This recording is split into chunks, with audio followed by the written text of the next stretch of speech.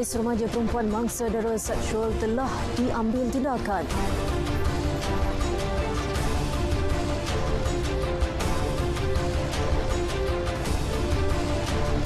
Banjir di Johor pulih sepenuhnya.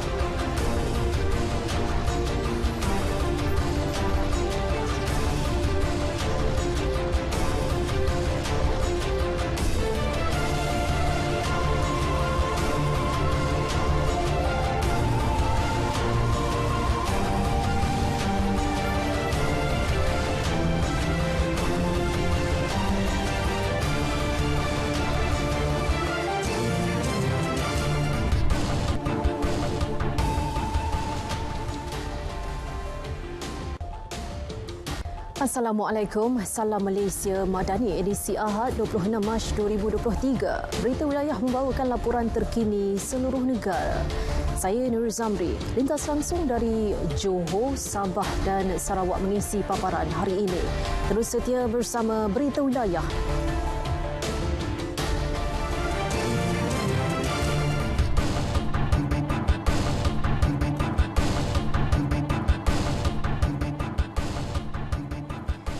Tindakan segera berhubung kes remaja perempuan yang menjadi mangsa penderaan seksual bersama ibunya di Gombak Selangor telah diambil. Menterinya Pembangunan Wanita, Keluarga dan Masyarakat Datuk Seri Nancy Shukri memberitahu Jabatan Kebajikan Masyarakat JKM telah membawa kedua-duanya ke hospital untuk pemeriksaan dan rawatan lanjut semalam. Tambah beliau, remaja berkenaan dan ibunya akan ditempatkan di rumah pelindungan selepas selesai jalani rawatan di hospital.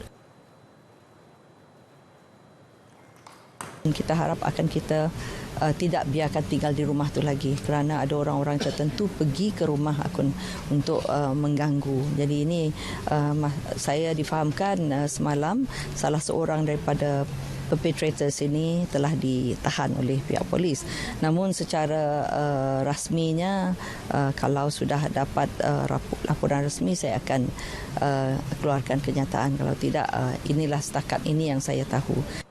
Sementara itu, beliau turut memaklumkan belum menerima maklumat terperinci mengenai 3 beradik yang dipercayai menjadi mangsa dera di Kanga Perlis. Semalam, media melaporkan 3 remaja lelaki berkenaan dipercayai menjadi mangsa dera diselamatkan selepas ditemui berkeliaran dan tidak bermaya oleh orang awam di Jalan Kampung Tambun Tulang, Simpang 4. Beliau turut menggesa masyarakat yang mempunyai maklumat berkaitan kes penderaan supaya melaporkan ke talian kasih 15999. Banjir di Batu Pahat Johor pulih sepenuhnya selepas 2 pusat pemindahan sementara PPS terakhir yang beroperasi ditutup 12.30 hari ini. Semua 141 penduduk daripada 37 keluarga dibenarkan pulang. Menerusi laporan Jawatan Kuasa Pengurusan Bencana Negeri PPS Sekolah Kebangsaan Seri Medan yang menempatkan penduduk dari 7 kawasan beroperasi sejak 1 Mac.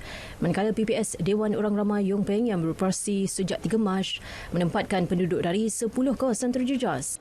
Empangan Bekut di Batu Pahat pula masih berada di Paras Amaran.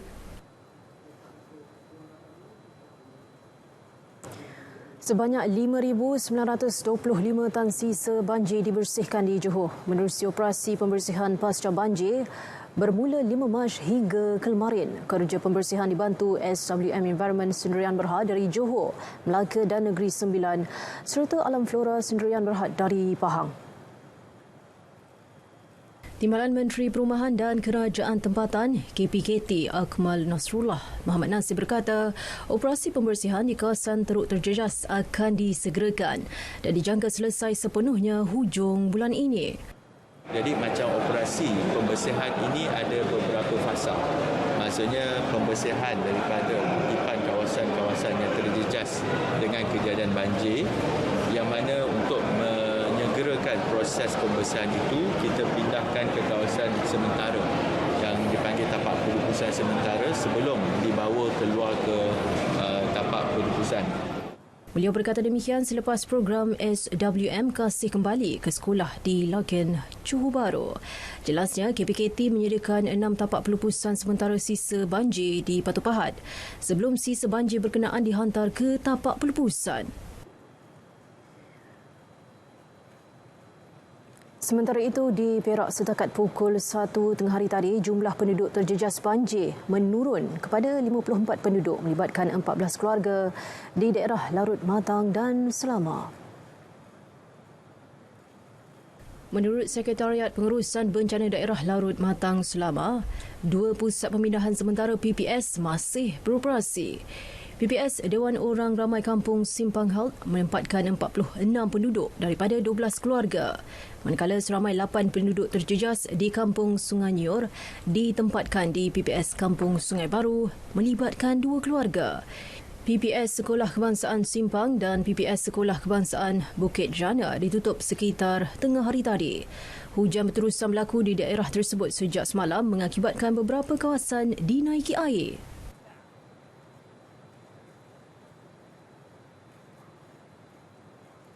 Sebelum berita seterusnya, kita ikuti kemas kini cuaca semasa langsung bersama Pegawai Meteorologi Wan Muhammad Hafiz Husin. Assalamualaikum dan salam sejahtera. Buat masa kini, rantau negara kita masih lagi menerima pengaruh angin daripada pelbagai hala dengan kelajuan yang agak lemah, sekitar 10 hingga ke 20 km sejam. Dan dengan keadaan angin yang kurang signifikan buat masa kini, Met Malaysia tidak mengeluarkan sebarang amaran angin kencang setelah bergelora di mana-mana kawasan perairan di rantau negara kita. Baik, berdasarkan paparan carta angin ini, terdapat kawasan penumpuan angin di bahagian tengah di negeri Sarawak dan juga di bahagian pedalaman Semenanjung di sekitar Banjaran di Titiwangsa, yang mana dengan adanya penumpuan angin ini ianya adalah kondusif bagi pembentukan awan aktif yang boleh membawa keadaan cuaca yang agak lembap seperti hujan dan juga ribut petir. Kita akan beralih ke paparan gemar radar bagi melihat apa yang berlaku pada ketika ini bagi Semenanjung dan juga di negeri Sabah dan Sarawak. Kita mulakan dengan negeri-negeri Semenanjung. Pada ketika ini, seperti diramalkan, hujan berserta ribut petir kini sedang berlaku di bahagian pedalaman Semenanjung Malaysia, terutamanya di bahagian pedalaman di negeri Perak, di bahagian pedalaman di negeri Kelantan, pedalaman di negeri Pahang. Itu juga di bahagian di daerah Mersing, Kota Tinggi dan juga Segamat di negeri Johor. Baik, hujan yang berlaku di negeri Johor ini kita jangkakan akan beransur reda menjelang ke lewat petang nanti, tetapi hujan yang berlaku di bahagian pedalaman Semenanjung ini ianya boleh berlanjutan sehingga ke awal malam. Bagi negeri-negeri lain seperti di Perlis, Kedah, Pulau Pinang, Selangor, Kuala Lumpur, Negeri Sembilan dan juga Melaka, buat masa kini alhamdulillah dalam keadaan cerah, tiada hujan yang berlaku. Di negeri Terengganu pada ketika ini dalam keadaan yang agak mendung, tiada hujan berlaku pada ketika ini. Baik, bagi di negeri Sabah pada ketika ini hujan berserta ribut petir di 1-2 tempat kini sedang berlaku di bahagian pedalaman dan juga di bahagian pantai barat, yang kita jangkakan ianya akan beransur reda menjelang ke lewat petang. Tetapi keadaan yang berbeza pula berlaku di negeri Sarawak, yang mana hujan berserta ribut petir kini sedang berlaku di hampir ke semua bahagian, terutamanya di bahagian utara dan juga di bahagian tengah, yang mana ianya lebih melibatkan di bahagian Limbang, Miri, di bahagian Bintulu, Kapit, Seri Aman, Betong, Sarike dan juga Seri Aman. Dan keadaan di Sarawak ini kita jangkakan ianya boleh berlanjutan sehingga ke malam nanti bagi di bahagian barat di negeri Sarawak, iaitu di bahagian Kuching, Serian dan Samarahan buat masa kini dalam keadaan yang agak mendung dan disertai dengan hujan renyah yang kita jangkakan akan beransur reda tidak lama. Baik, bagi anda untuk mendapatkan informasi yang lebih terkini, anda boleh layari laman sesawang kami di www.met.gov.my ataupun boleh muat turun aplikasi My Cuaca ataupun My Gempa, serta anda boleh layari Facebook, Instagram, Twitter dan juga YouTube kami. Baiklah, sebesar kita ramalan cuaca bagi bandar-bandar utama di seluruh Malaysia. Saya Wan Hafiz. Assalamualaikum dan salam Malaysia Madani.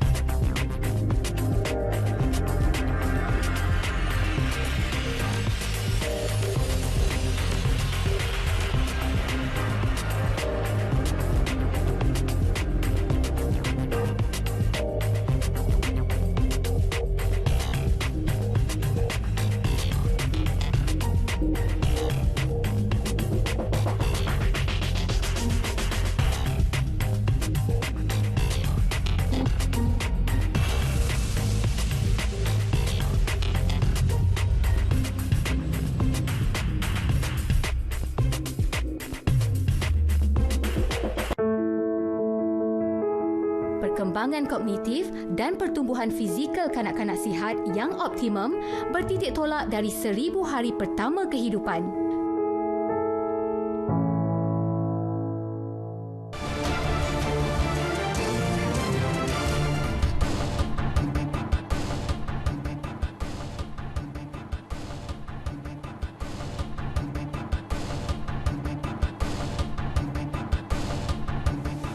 Sepuluh buah surau dan 2 masjid di Gedong Sarawak menerima sumbangan dana bagi tujuan program dan pembangunan. Untuk perinciannya, kita terus berlintas langsung ke Kuching bersama Vanessa Mering. Vi, silakan. Ya, Nurul, sebelum itu kita ke perkembangan ini. Sebanyak 10 surau dan 2 masjid di Gedong menerima sumbangan dana bagi tujuan program dan pembangunan masing-masing. Sumbangan telah disampaikan sendiri oleh Premier Sarawak, Datuk Patinggi Tan Sri Abang Johari Tunopeng yang juga ahli Dewan Undangan Negeri Gedong di majlis berbuka puasa di Masjid Al-Kawatar di Gedong. Ia termasuk untuk Kampung Lalang Tengah, Lalang Hilir, Lot Fasa 1 dan 2, Tengah Hilir, Segera Jaya, Kancong Jaya, Kancong Baru, Patinggi Muai, Sengih Melayu dan Gumpe. Terdahulu turut berlangsung Tazkirah Ramadan yang disampaikan oleh Pegawai Jabatan Agama Islam Samarahan, Ustaz Bahrin Kawi. Datuk Patinggi Tan Sri Abang Johari turut menyertai penduduk Gedong bagi majlis berbuka puasa sebelum solat maghrib, isyak dan tarawih berjemaah yang dipimpin Imam Besar Negeri Sarawak Sahibul Fadilah Datuk Mustafa Kamal Ahmad Fauzi. Hadir sama ialah Menteri Pelancongan, Industri Kreatif dan Seni Persembahan Datuk Sri Karim Rahman Hamzah, Timbalan Menteri Infrastruktur dan Pembangunan Pelabuhan Insinyur Adil Lariwu, Ahli Parlimen Batang Sadong Rodiah Sapi'i dan Adun Simunjan Aula Dris. Kira-kira RM27,000 diperuntukkan untuk kawasan Parlimen Santubong bagi program Kasih Ramadan Yayasan Kebajikan Negara YKN tahun ini. Menteri Pembangunan Wanita, Keluarga dan Masyarakat Datuk Seri Nancy Shukri berkata ia bakal memanfaatkan 150 penerima yang terdiri daripada pelajar dari keluarga B40. Datuk Seri Nancy yang juga ahli Parlimen Santubong memberitahu seramai 50 pelajar B40 dari setiap kawasan Dewan Undangan Negeri DUN di bawah Parlimen berkenaan iaitu Tanjung Datu, Demak Laut dan Pantai Damai telah terpilih sebagai penerima program tersebut. Beliau menyatakan demikian kepada media selepas menyampaikan sumbangan program Kasih Ramadan YKN di Lundu. Pada program tersebut, 50 orang pelajar dari 15 buah sekolah di bawah DUN Tanjung Datu telah ditaja membeli pakaian hari raya di salah sebuah pasaraya. Dalam pada itu, Datuk Seri Nancy yang juga pengerusi Lembaga Pemegang Amanah YKN berkata, yayasan terbabit mengalu-alukan pihak korporat, syarikat serta individu yang berhasrat untuk menyalurkan sumbangan mereka kepada program berkenaan. Jelasnya, setiap sumbangan yang disalur akan diagihkan secara sistematik oleh pihak YKN dengan kerjasama pejabat pendidikan daerah dalam memilih penerima yang layak. Program Jelajah Ramadan Siri ke-13 tahun ini membuktikan RTM terus komited menjalankan tanggungjawab sosial korporat menerusi program amal untuk membantu golongan yang memerlukan. Lokasi program Jelajah Ramadan seterusnya ialah di Miri. Untuk perkembangan lanjut, kita bersama wartawan Noriza Jau di lokasi. Silakan Liza. Terima kasih rakan di studio. Ya, terdapat 3 lokasi jelajah Ramadan di Miri dan lokasi pertama ialah di Masjid Darul Istiqamah Kampung Luak, iaitu yang sedang berlangsung sekarang. Lokasi kedua pula akan diadakan pada 27 Mac, iaitu esok di Surau Hidayatullah, Kampung Lereng Bukit Miri. Manakala lokasi ketiga diadakan di Surau Darul Hidayah Kampung Bulau Sibuti pada 1 April 2023 ini. Penerima sumbangan terdiri daripada anak-anak yatim seramai 56 orang dari penghuni Rumah Anak Yatim Wujud 8B. Manakala seramai 40 penerima terdiri daripada golongan yang memerlukan dari Kampung Luak dan Kampung Lusut. Majlis perasmian pula akan dirasmikan oleh Timbalan Menteri Belia, Sukan dan Pembangunan Usahawan Sarawak, Dr. Ripin Lamat. Ya, kolaborasi program Jelajah Ramadan Miri FM tahun ini ialah bersama dengan badan-badan Korporat dan pengusaha-pengusaha stesen minyak Petronas Miri, KM Mobil Sdn Bhd dan Serantau Muslim. Ya, sekian dulu laporan saya. Kembali ke studio. Terima kasih Nuriza. Sementara itu, pameran kejuruteraan inovasi dan komuniti Sarawak Science yang berlangsung selama 2 hari di sebuah pusat beli belah The Spring Kuching disertai 160 murid dan pelajar sekolah rendah dan menengah sekitar Kuching, Pedawan dan Serian. Untuk perkembangan lanjut, kita bersama wartawan Debbie Amanda Padan di lokasi. Silakan. Baik, terima kasih Vanessa. Selepas 3 tahun tidak diadakan dan memasuki edisi kelima pada tahun ini, pameran kejuruteraan inovasi dan komuniti Sarawak kali ini membawakan tema ekonomi kitaran dan sifar sisa buangan ataupun circular economy and zero waste. Dan saya akan bersama dengan salah seorang peserta dari sekolah SJK Chonghua. Okay, Adriana, boleh can you explain to us what is the details of this project? So, as you can see here, we use recycling items. This is a liquid detergent, or same as this. This is a scallions, which is an onion. This thing is a sensor, and it can detect the height.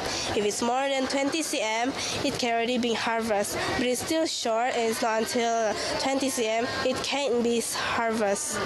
So the second one is composting. As you can see, this is a green material and brown material.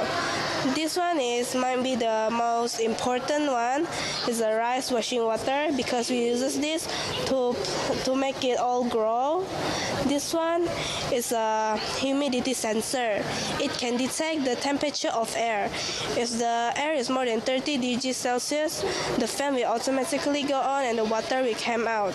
So here I will show you how does the water come out. Here you can see the fan and the water. So the third one is the arcade that we make. Here we will show you how we cook and how we prepare the meal. So here we cook a scallion carrot omelette.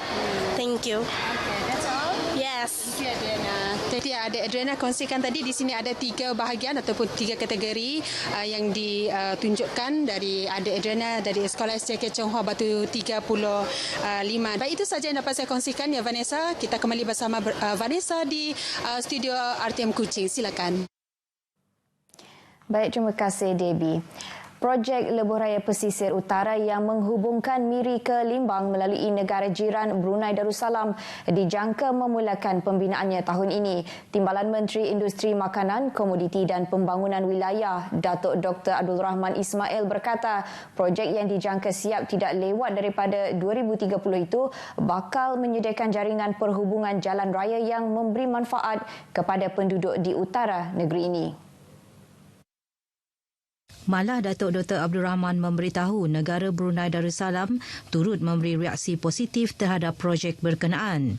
Dia menyatakan demikian dalam ucapannya pada perasmian Bazar Ramadan di Limbang. Pada Isnin lepas, Timbalan Premier Datuk Amar Awang Tengah Ali Hassan mengadakan lawatan ke negara jiran itu bagi membincangkan kerjasama Sarawak Brunei, antaranya cadangan pembinaan lebuh raya pesisir utara. Dalam pada itu, Datuk Dr. Abdul Rahman memberitahu 2 projek lain yang dilaksanakan juga kelak ialah lebuh raya Trans Borneo, iaitu jajaran dari Tedungan ke Bandar Limbang. Selain itu, projek Sarawak Sabah Link Road yang akan menghubungkan Miri ke Limbang dan Lawas tanpa perlu melalui negara Brunei. Pada majlis berasingan, Datuk Dr. Abdul Rahman bersama Timbalan Menteri Pengangkutan, Datuk Hasbi Habibullah, hadir pada program Berdudun Ramadan di Masjid Nurul Iman, Kampung Telahak.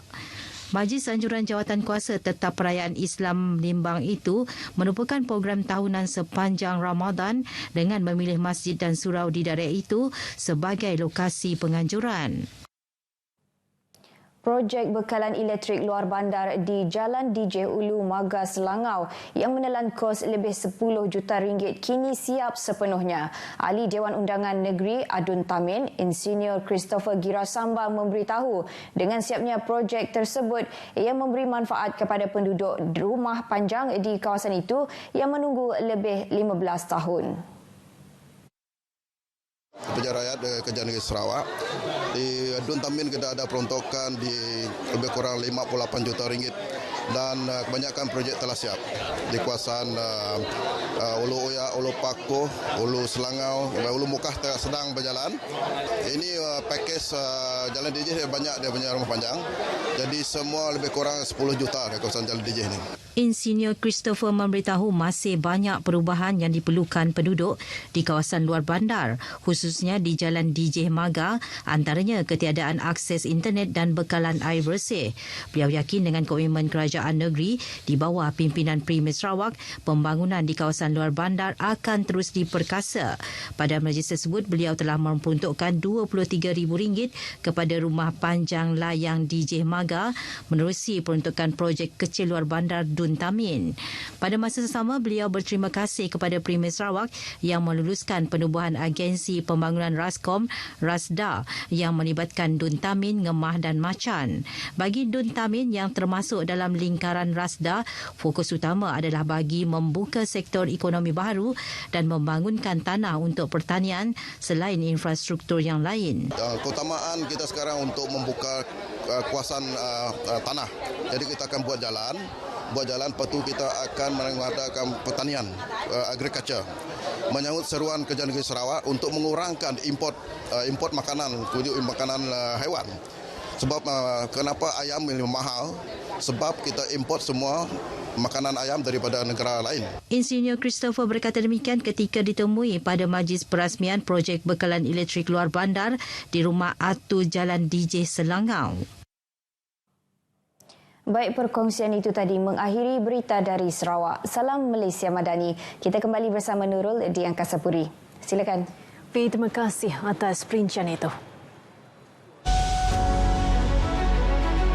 Mengukuhkan peranan NSRC jumlah 10 juta ringgit disediakan bagi geran pengoperasian.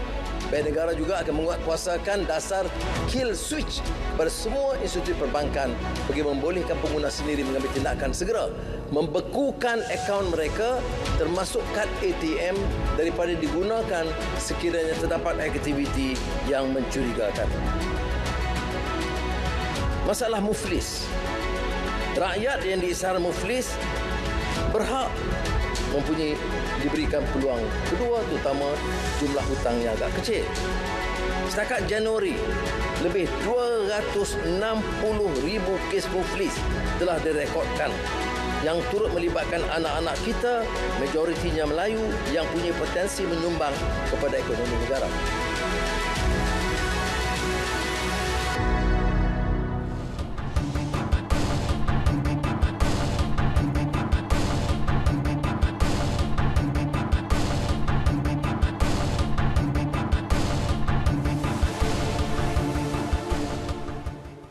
Saudara, antara fokus negeri di bawah bayu pembinaan kompleks bersepadu orang kurang upaya OKU dan warga emas diteruskan. Bersama Muhammad Dia Sahla di Kota Kinabalu. Dia, teruskan. Baik, terima kasih Nurul. Lebih 107 juta ringgit peruntukan diluluskan kerajaan negeri bagi meneruskan projek pembinaan kompleks bersepadu orang kurang upaya OKU dan warga emas di Sandakan. Kompleks tersebut turut bakal dilengkapi taman didikan kanak-kanak kurang upaya serta kompleks latihan OKU. Ketua Menteri Datuk Seri Panglima Haji Jinor berkata peruntukan tersebut akan disalurkan menerusi Jabatan Perkhidmatan Kebajikan Am Sabah bagi memastikan projek tersebut disiapkan. Beliau berkata demikian ketika merasmikan penutupan program sentuhan kasih untayan budi di Taman Didikan Kanak-kanak Kurang Upaya Sembulan di Kota Kinabalu. Teks ucapan beliau disampaikan Menteri Pembangunan Masyarakat dan Kesejahteraan Rakyat Datuk James Ratib. Datuk Haji Ji turut mengalu-alukan penglibatan sukarela pelajar dan mahasiswa bagi mendekati dan membantu kanak-kanak kurang upaya untuk belajar berdikari selain memahami kemampuan diri. Terdahulu berucap dalam majlis sama pengurusi program, Rastam Keladi berkata program tersebut membolehkan mahasiswa mempraktikkan teori yang dipelajari, meluaskan pengalaman selain pengamatan dan analisa lanjut. Turut hadir Profesor Madya Dr. Muhammad Suhaimi Esa, pensyarah program pembangunan masyarakat Universiti Utara Malaysia Kampus Kota Kinabalu.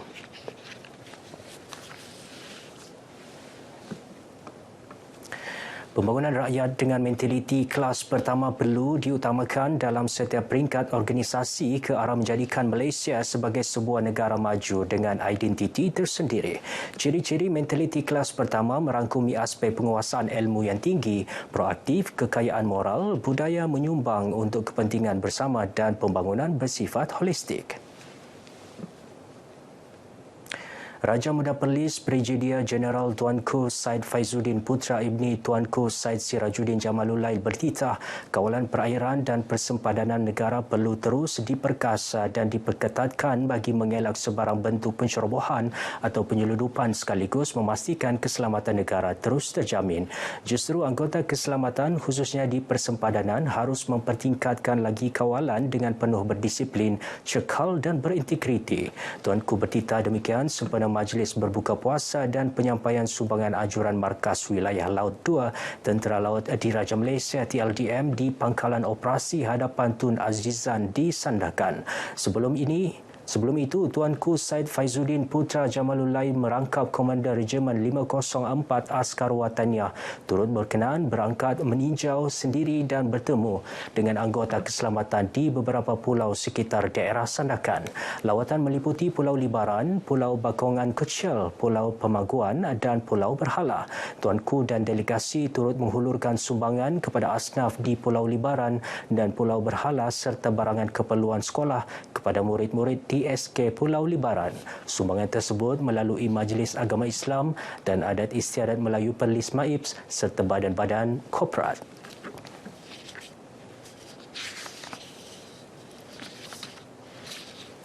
Sebanyak 33 masjid dan 44 surau di kawasan Lumadan Beaufort menerima sumbangan bagi mengimarahkan lagi masjid dan surau sepanjang bulan Ramadan.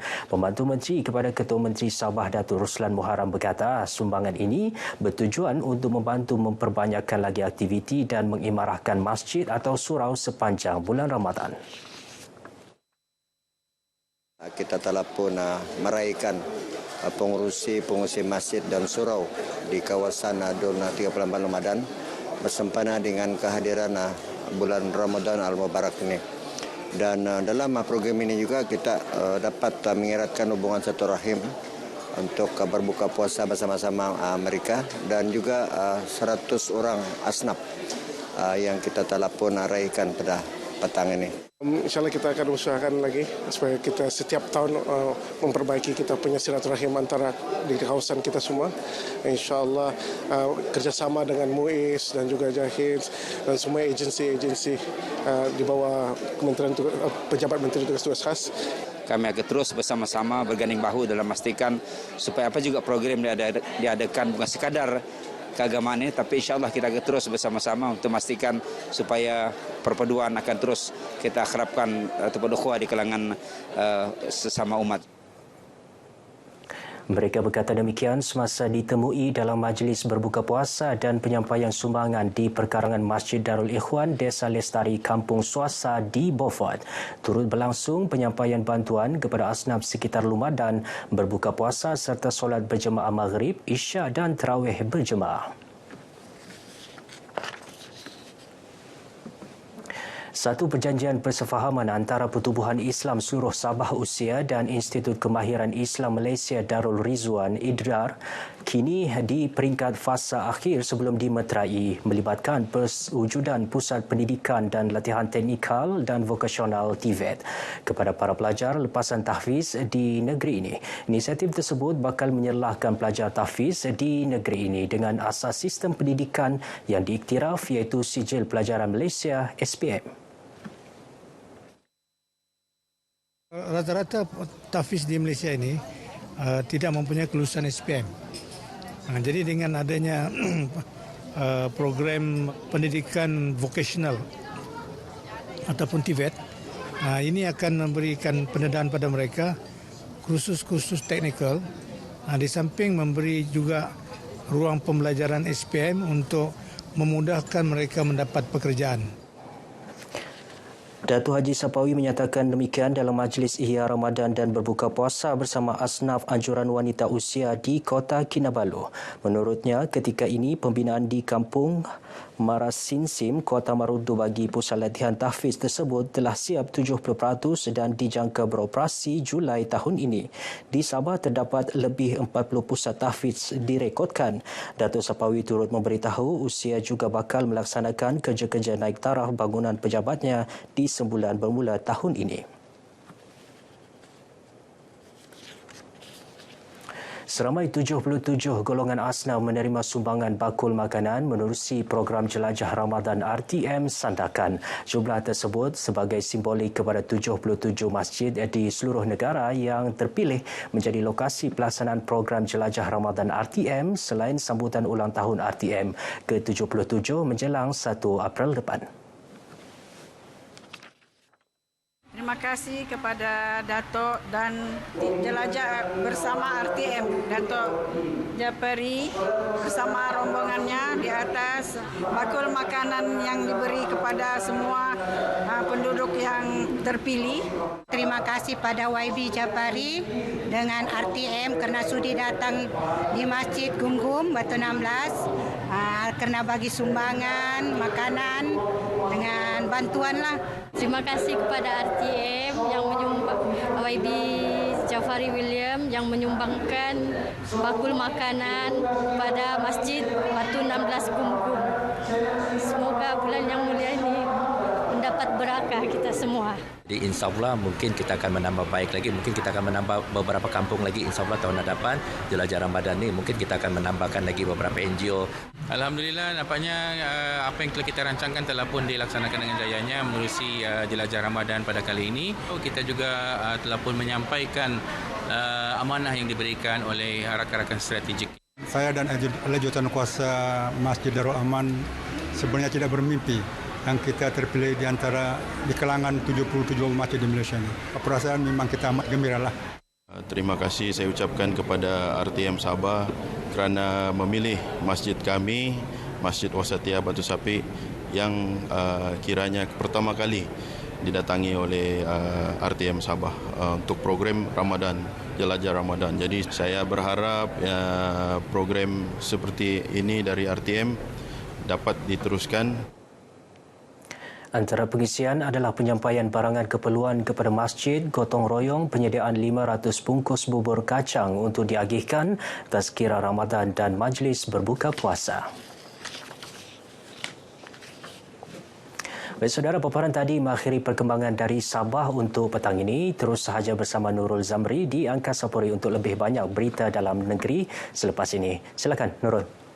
Terima kasih Niel Salan atas perkembangan itu.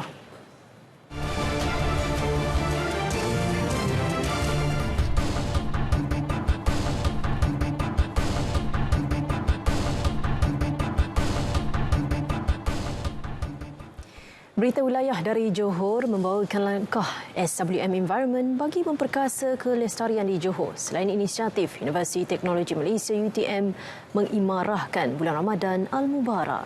Untuk itu kita bersama Nur Akila Arba'in di Johor Bahru. Silakan Akila. Ya, baik. Terima kasih Nurul.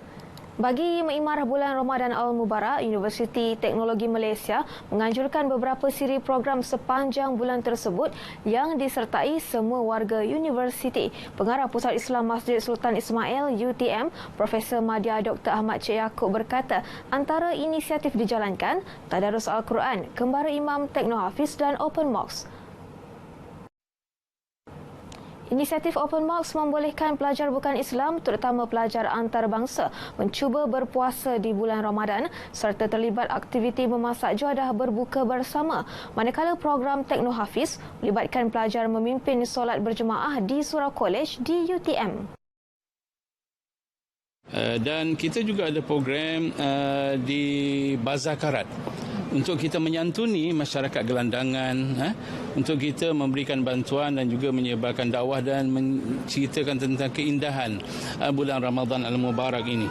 Selain itu kita juga berkongsi kasih kita dengan mereka yang memerlukan bantuan, anak-anak di rumah perlindungan. UTM juga akan melaksana inisiatif sumbangan Hari Raya Aidilfitri kepada pelajar B40 serta petugas UTM yang memerlukan. Sepanjang Ramadan juga lebih 1,000 warga UTM menerima manfaat menerusi inisiatif berbuka puasa bersama-sama di Masjid Sultan Ismail UTM. Sebanyak 285 dulang makanan sehari disediakan secara percuma. Pengarah Pusat Islam Masjid Sultan Ismail UTM, Profesor Madya Dr. Ahmad Cik Yaakob berkata, makanan disediakan 40 sukarelawan Pusat Islam Masjid berkenaan yang terdiri daripada pelajar dan kaki tangan. Inisiatif tersebut secara tidak langsung meringankan beban pelajar UTM khususnya B40.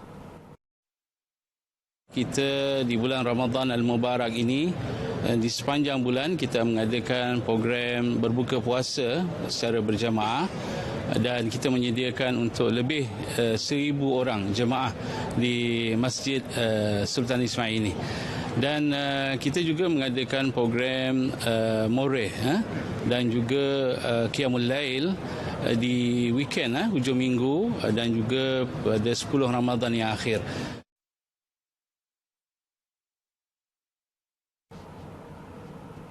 Perkembangan pasca banjir di Johor, pihak berwajib diharap memantau harga makanan kantin sekolah bagi memastikan tiada pihak mengambil kesempatan.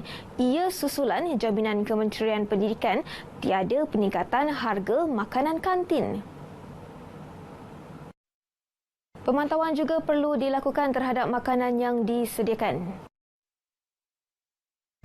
Benda baguslah sebab dalam keadaan ekonomi sekarang makin rendah kan, lagi terkesan banjir. Baguslah kalau tak naik semua ni. Macam saya mempunyai anak 4 orang di sekolah, satu hari pun belanja pagi petang dekat RM5. Kalau 4 orang dah berapa? Dan kita pun mohonlah kalau dah janji tu, pihak berwajib, lantik satu pihak berwajib untuk memantau perkara tu. Bagi saya, untuk jaminan tu, kalau dibagi jaminan, kita sebagai rakyat rasa lega lah. Sebab kita takut bila kenaikan harga barang, jadinya akan efek kepada para sekolah semua kan. Jadinya kalau macam bagi jaminan, rasa bersyukurlah. Daerah Batu Pahat merekodkan bilangan penduduk terjejas sehingga 39,000 orang melibatkan 11,000 keluarga dan 113 pusat pemindahan sementara ketika bencana tersebut baru-baru ini. Dalam usaha memperkukuh dan memperkasa kelestarian alam sekitar, SWM Environment giat menjalin kerjasama dengan rakan-rakan strategik. Antara inisiatif ialah mendidik golongan muda, khususnya pelajar sekolah menerusi sudut lestari di Perpustakaan Sultan Ismail Johor Bahru. Pengurus Besar Korporat SWM Environment Muhammad Nurliza Muhammad Nordin berkata, pelajar akan didedahkan dengan kaedah dan proses pelupusan sisa secara interaktif.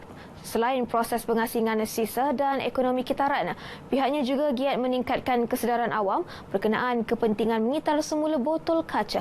Usaha memperkasa kelestarian awam juga melibatkan komuniti setempat di Gelang Patah menerusi inisiatif Hub Kitar Semula di Pelabuhan Tanjung Pelepas, PTP.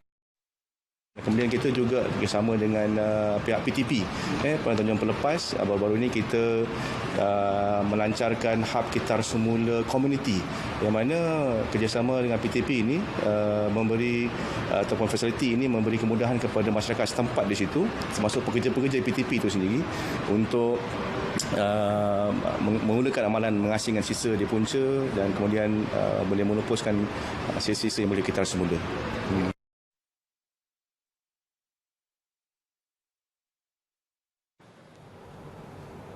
Laporan tersebut mengakhiri paparan berita wilayah dari selatan tanah air. Kita kembali semula ke studio. Silakan.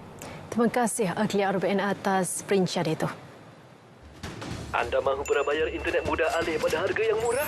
Satu lagi inisiatif kerajaan perpaduan di bawah KKD untuk golongan B40, penjimatan 22% dengan harga RM69 sebulan, berkelajuan 30 Mbps bersama data tanpa had.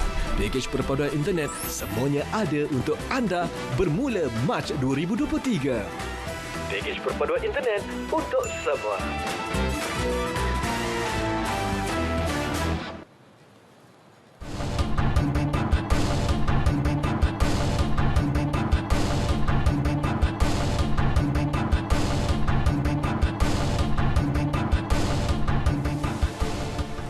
Sebanyak 76 saman dikeluarkan Polis Bahagian Siasatan dan Penguatkuasaan Trafik IPD Kulim di kawasan Kulim High Tech Fasa 4 bermula 14 Mac hingga semalam.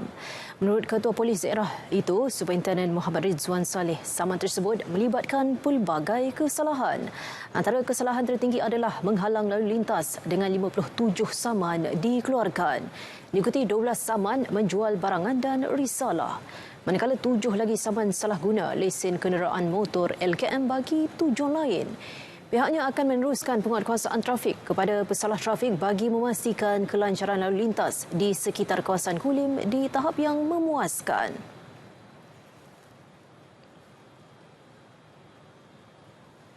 Ini perkembangan bola sepak Piala FA. Manjung City FC berjaya mara ke pusingan kedua selepas membenam Sains FC 2-0 di Stadium Majlis Perbandaran Manjung malam tadi.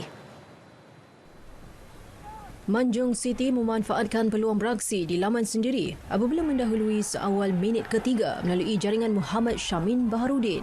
Namun, malang bagi mereka selepas terpaksa beraksi dengan 10 pemain susulan Furkan Azmi diperintah keluar padang akibat kad kuning kedua pada minit ke-62. Situasi itu bagaimanapun gagal digunakan oleh Sains FC untuk mencari gol penyamaan. Sebaliknya, tuan rumah berjaya menggandakan kelebihan menerusi jaringan penyerang Muhammad Afiq Iqmal Rosli. Kedudukan itu kekal sehingga tamat permainan sekaligus menyaksikan Manjung City mara ke pusingan kedua bertemu Kelantan FC 14 April depan. Assalamualaikum, salam Malaysia Madani Kanta 744.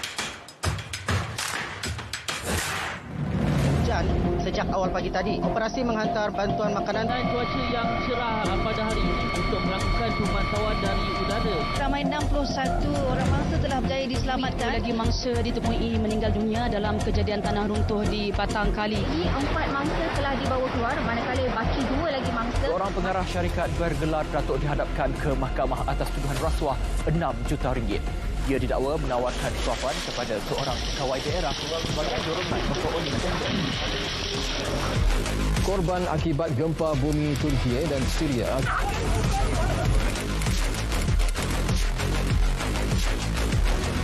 Ekonomi negara dijangka berkembang pada kadar lebih sederhana tahun ini.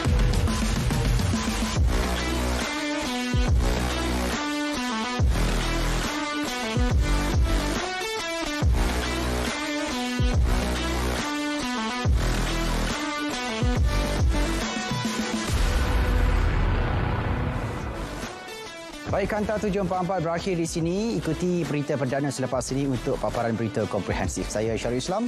Salam Malaysia Madani.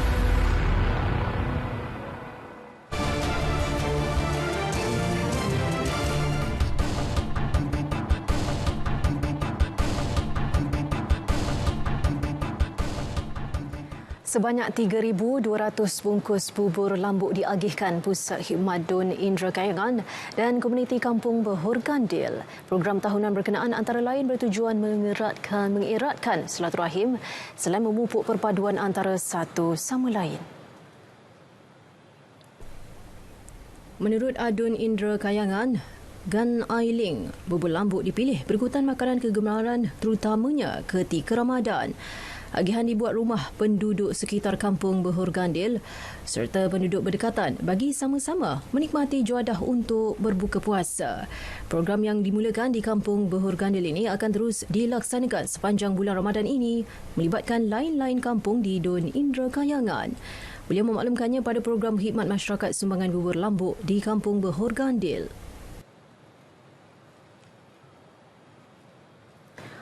Penduduk Felda Bukit Sagu 1 Kuantan Pahang bakal menikmati air terjun buatan yang pertama dalam tanah rancangan Felda wilayah Kuantan.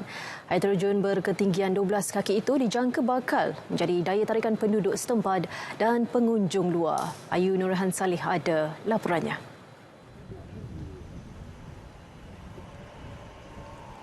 Menurut pengurus Felda Bukit Sagu 1 Muhammad Syahrizam Abdul Halim, idea ini terhasil selepas mengambil kira faktor geografi yang berbukit sekaligus mampu memanfaatkan kepada orang ramai. Idea ni timbul bila kita ambil kira lah kawasan ni kawasan yang berbukit dari segi topografinya bukit. Jadi kita nak ubah daripada satu kekurangan tu kepada satu kelebihan.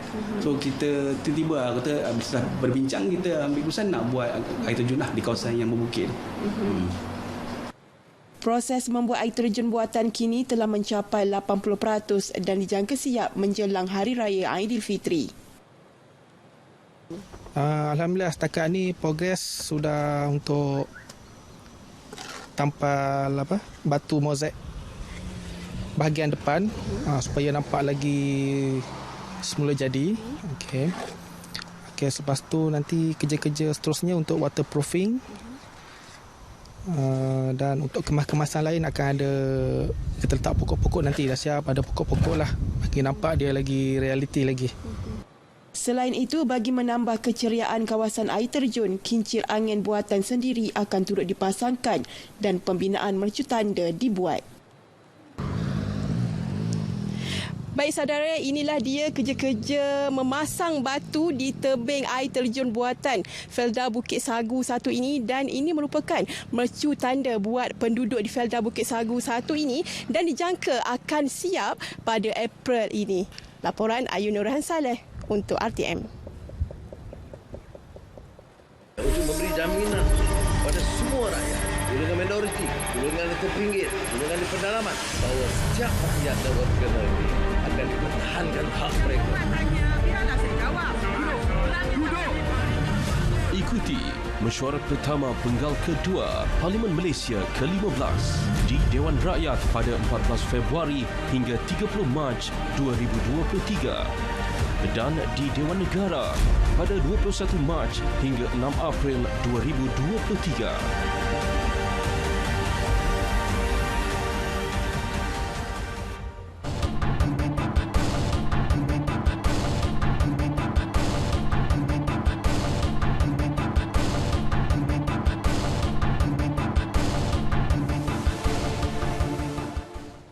Persiapan ilmu sangat penting untuk jemaah haji supaya lebih yakin dan faham dengan setiap rukun ketika melaksanakan ibadah haji. Oleh yang demikian, Syarikat Pengendali Umrah dan Haji Andalusia Travel and Tours Sendirian Berhad menyediakan perkhidmatan khusus haji bersiri dan kursus intensif sebelum jemaahnya berangkat ke Tanah Suci. Pengerusi Eksekutif Andalusia, Datuk Ustaz Haji Mat Daud Cik Ngah berkata, pihaknya akan menyediakan guru agama bertauliah dari Lembaga Tabung Haji dan barisan petugas yang berpengalaman luas untuk mengendalikan jemaah haji Andalusia. Kita berusaha memberi bimbingan yang baik. Satu daripadanya, kelebihan kita ialah kita memiliki sekurang-kurangnya 3 pembimbing agama yang semua masing-masing itu ialah mendapat kelulusan daripada tabung haji dan pernah bekerja pun dengan tabung haji, dan pegawai-pegawai lain juga yang berkelulusan agama turut serta. Jadi kalau kita tengok dalam 1,000 jemaah kita ada 6 orang pembimbing.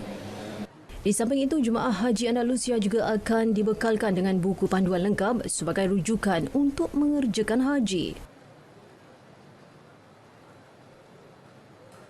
Kita menyediakan sebuah buku yang lengkap yang kita atur untuk perjalanan peribadatan daripada ziarah Madinah, bacaan-bacaan yang dibuat ketika di sana, kemudian ketika mereka masuk ke Mekah untuk menunaikan umrah, segala urutan amalan semua disebut sini, termasuk dengan doa-doanya sekali.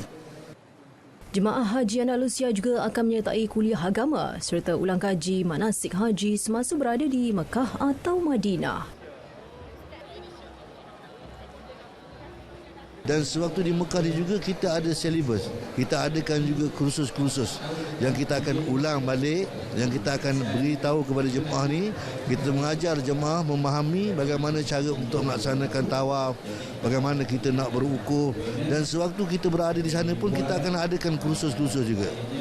Mereka bercakap kepada RTM ketika ditemui di Karnival Pengelola Jemaah Haji PJH di Selangor. Secara keseluruhan, 2,000 jemaah haji disasarkan Andalusia tahun ini menerusi penganjuran Karnival PJH yang berakhir hari ini di Sepang.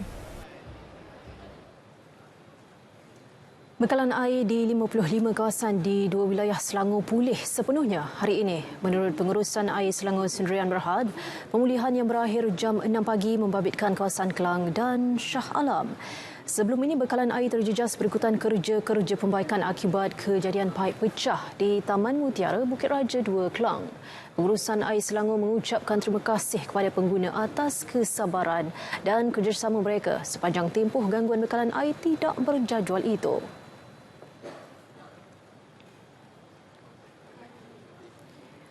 Polis menahan seorang suspek lelaki warga tempatan kerana disyaki terlibat berhubung penemuan puluhan bangkai dan rangka kucing di sebuah rumah sewa di kondominium Bayu Tasik Bandar Seri Permaisuri, Ceras di sini. Ketua Polis Daerah Ceras ACP Zamhalim Jamaluddin berkata suspek berumur 31 tahun yang merupakan penyewa rumah berkenaan ditahan di Ceras semalam. Pihaknya masih menjalankan siasatan lanjut berhubung kes terbabit dan suspek direman 3 hari mulai hari ini. Sebelum ini, polis menerima laporan berhubung kejadian itu pada 13 Mac lepas dan membuka kertas siasatan mengikut Seksyen 428 Kanun Keseksaan kerana melakukan khianat dan membunuh haiwan. Jumaat lepas, Persatuan Haiwan Malaysia MAA menerusi akaun Facebook mendedahkan tentang penemuan puluhan rangka, organ dan bangkai kucing di dalam sebuah rumah yang disewa oleh seorang lelaki tempatan. Perbuatan itu terbongkar selepas jiran di kondominium berkenaan membuat aduan berhubung bau busuk dari rumah tersebut. Sehubungan itu, MAA menggesa Jabatan Perkhidmatan Veterinar melakukan siasatan menyeluruh berhubung perkara berkenaan. Sedikit perkembangan Sukan C Kemboja 2023. Penganalisis pasukan E Sukan lelaki Muhammad Hazim Firdaus Ismail mungkin terpaksa melepaskan peluang menyertai kontingen Malaysia ke Tamasya Dwi tahunan itu Mei depan. Ini kerana menurut Hazim dia bakal menimang cahaya mata sulung pada tempoh itu nanti selain perlu menemani isterinya yang sedang mengandung. Hazim merupakan antara 10 nama yang tersenarai mewakili kem E Sukan Negara dalam permainan Mobile Legends Bang Bang MLBB kategori lelaki. Dia yang juga jurulatih kelab terkenal di Malaysia, Todak, telah memaklumkan dilema yang dihadapinya itu kepada Majlis Olimpik Malaysia. Masih lagi berbincang dengan pihak pengurusan SEA Games dengan Olimpik lah, semua benar-benar sekelab lah. So saya berkemungkinan tidak akan dapat mewakili Malaysia untuk ke SEA Games Kemboja kali ini disebabkan saya tengah menunggu due daripada wife saya. Di Kemboja nanti, peranan Hazim sebagai penganalisis adalah membantu ketua jurulatih menyediakan laporan setiap perlawanan melibatkan skuad negara dan juga pasukan-pasukan lain.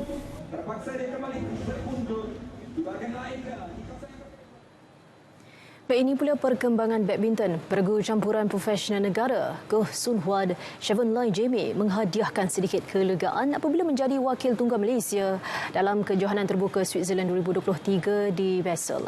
Pasangan itu mara ke pentas final selepas mengatasi Robin Tablik Selina Pick dari Belanda dengan straight sets di separuh akhir awal pagi tadi.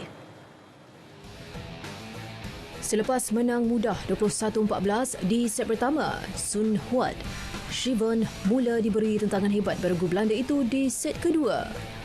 Pilihan ke-6 itu dipaksa bekerja keras untuk mengatasi kebangkitan lawan yang mengikat mata sehingga 20 sama sekaligus terpaksa disambung ke mata penentuan.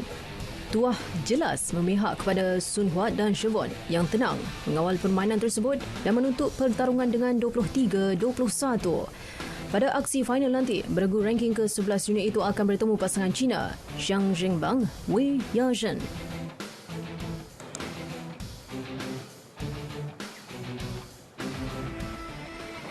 Sementara itu, hasrat untuk melihat dua lagi wakil negara beraksi di pentas final tidak menjadi kenyataan selepas masing-masing tersingkir di separuh akhir.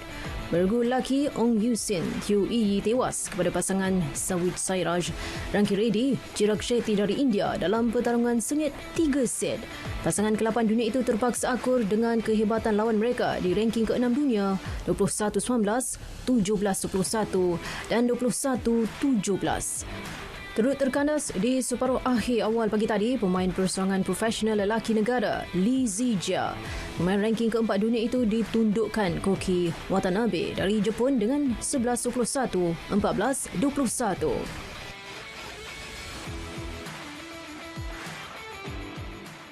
Perlawanan bola sepak Liga Super 2023. Pertembungan kini semakin sengit dalam memburu tahta kejuaraan.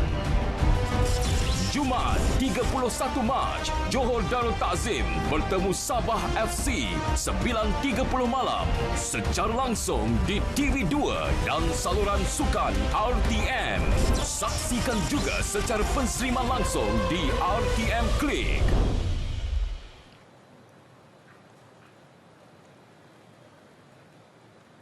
Baik saudara, laporan itu mengakhiri berita wilayah edisi Ahad. Dapatkan perkembangan sahih sepanjang masa melalui portal berita.rtm.gov.my yang sahih di Berita RTM. Saya Nur Zamri. Assalamualaikum. Salam Malaysia Madani.